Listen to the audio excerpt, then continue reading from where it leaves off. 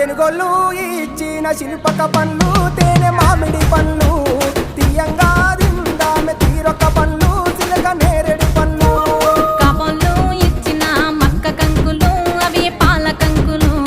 కాల్చుకొని తిందాము కందికాయలు పచ్చి పల్లికాయలు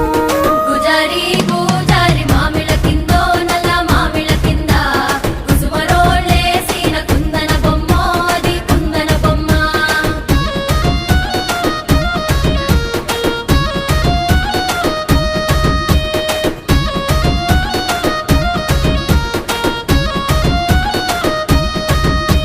బెస్తోలు పెట్టిన పచ్చి చేపలు